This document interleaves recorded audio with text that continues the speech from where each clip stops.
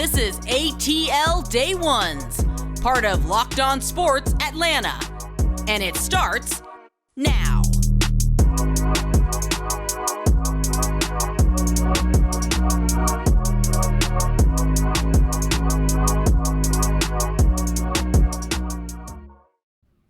Welcome into ATL Day Ones. I am Jarvis Davis, and this is my A1 since day one, Tenitra, Batiste. It is a Friday. Oh, man. Whew. It is, don't start shouting over there. Like you're going to catch a spirit over there, get that thing going. So, we're going to get it going for you today because we have a lot of good stuff on board. The NFL schedule is out. Yay. Tenitra and I are going to kick the tires and tell some guys to kick rocks in regards to who the Hawks should bring in.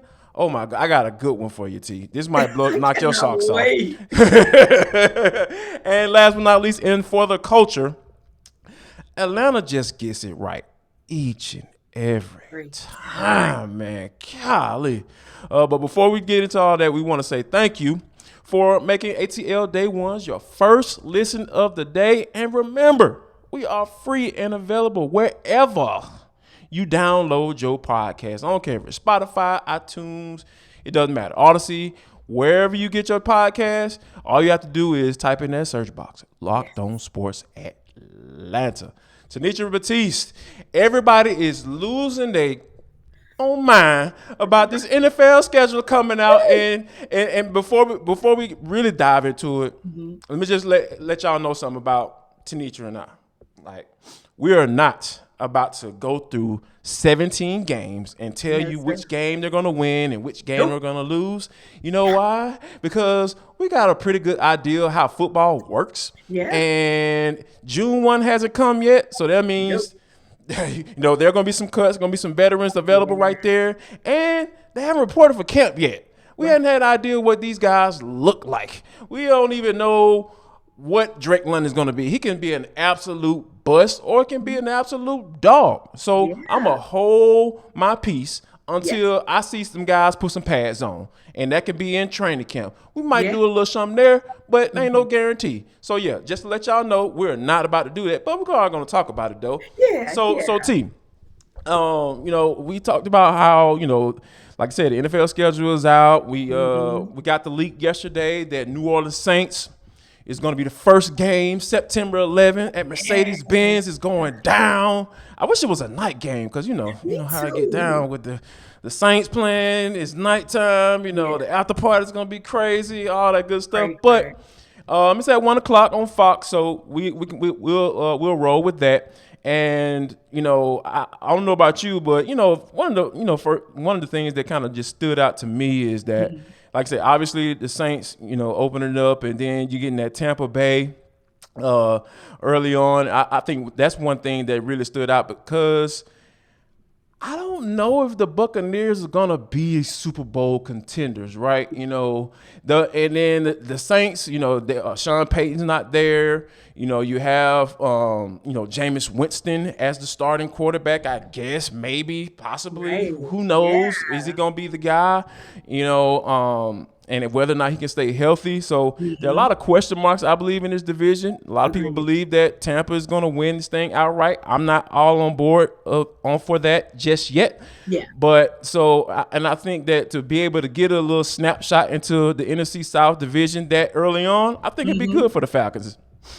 Yeah, I like the way you put that, an early snapshot. Also, the Saints are retooling a lot on both sides of the ball. Obviously, so are the Falcons. So you almost kind of want to get them early to kind of see, okay, Falcons are retooling early. If I'm the Falcons, I'm saying, okay, we're retooling early. They're retooling early. Okay, well, then let's see. Because other than someone like a Cam Jordan, who, we know he's wreaked havoc, if you will. But terrorized is the operative word. Right.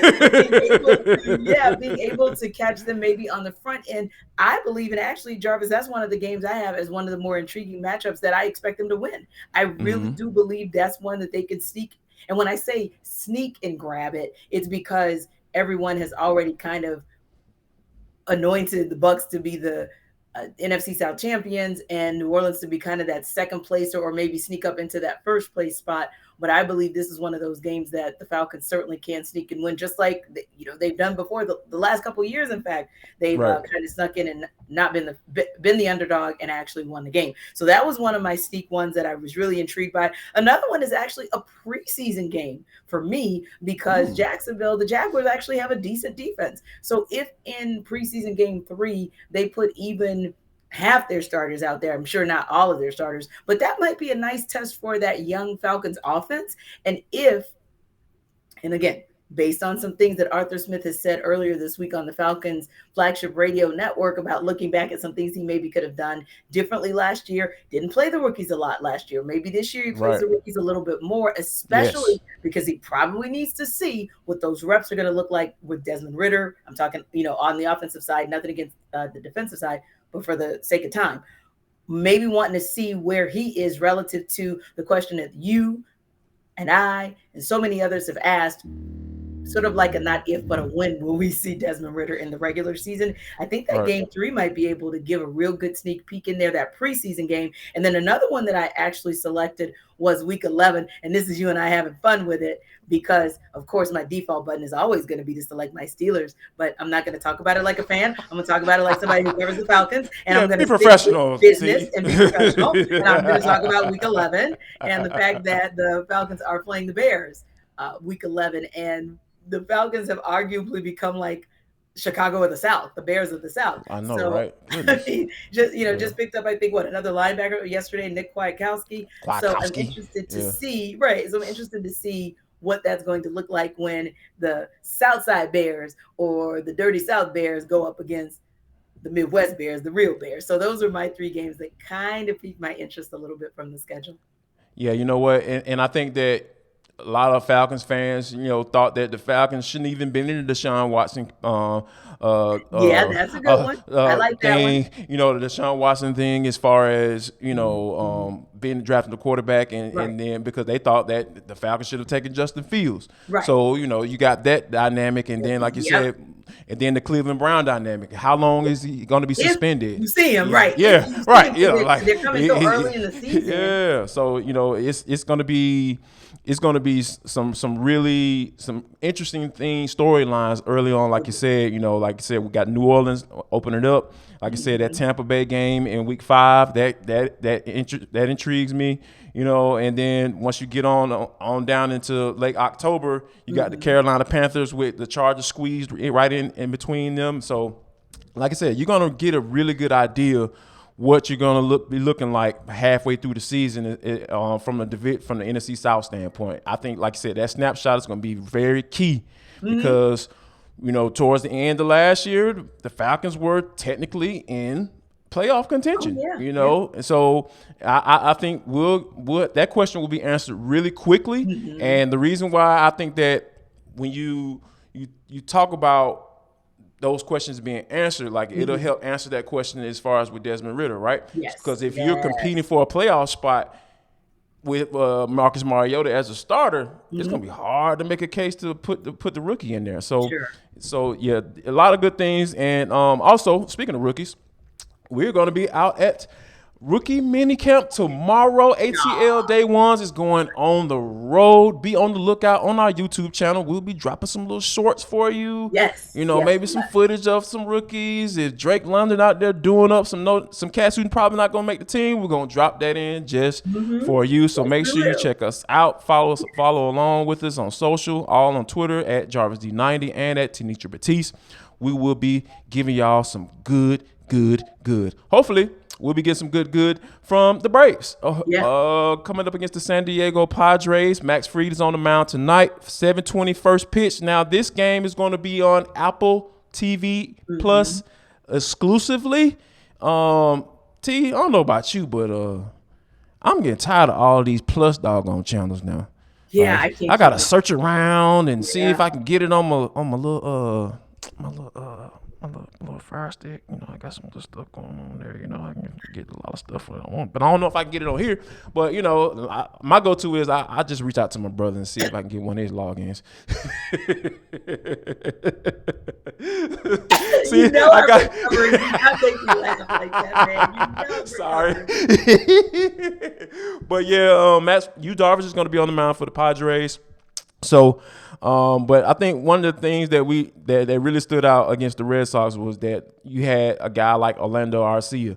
Now, that's not one of the name guys, one that you expect to win games for you, right. Like nephew Ronnie and Austin Riley and those likes.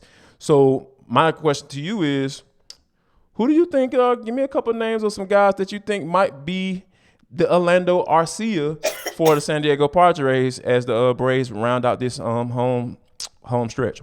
I like Matt Olson. I like Matt Olson a lot because he's really stability. He's really been stable for them. 14 double-doubles, leading the majors in double-doubles. And really it's about getting on base and just kind of stretching an inning. I know we talked about Travis Demeritte as well. We both like him. But, yeah, looking to see what Matt Olson will do tonight. Yeah, I think that'd be cool. And he's been a guy that kind of been struggling just a little bit as of late. He started off the season just on fire. So he's calmed down just a little bit. And I think, he's starting to really get back into a good groove. So I think, the Freddie Freeman replacement, as a lot of people have been referring to. Yeah, exactly. Definitely air quotes on that one. I think he's a guy that you can look out for. Another guy that I was thinking about is William Contreras. Yes. William Contreras is, Manny Diaz. Manny Diaz. Manny Pena is out for the season with a wrist injury, so that is going to give Contreras plenty of opportunity. Brian Steker even said it himself. He's going to get a chance to play a pretty good amount. So when he's in relief for Travis d'Arnaud, who's been playing really well also. And I think that he's going to have a good opportunity because he's not that great defensively. But when you're talking about that bat, though, like he can get that bat going just like his brother. So I think Contreras may be a guy to keep an eye out over the weekend that can possibly get the Braves where they need to be and go ahead and end this home stretch right like they're supposed to. But T, we want to get right. We want to get these Hawks right. We want to get these Atlanta Hawks into a place where they're back in the conversations about one of the teams that can compete in the East. So what we're going to do is we're going to play a little game. It's called Kick Rocks or Kick the Tires. We're going to do all that next and explain exactly what it is right here on ATL Day Ones with Jarvis and Tenitra, part of Locked On Sports Atlanta.